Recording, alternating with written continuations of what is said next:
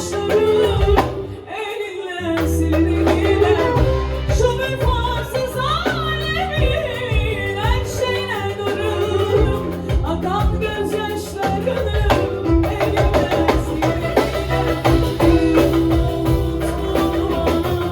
Ömür istediler. Sevilmek istiyorsan canına bir yudum mutluluğa. Bir ömür istediler.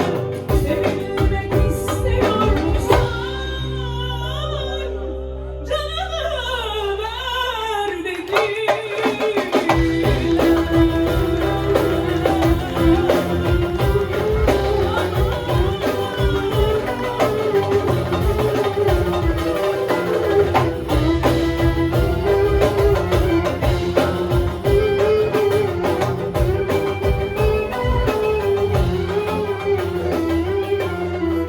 En büyük haksızlığım, en büyük şanssızlığım, bir ömür yalnızlığım hayalıma gördüm.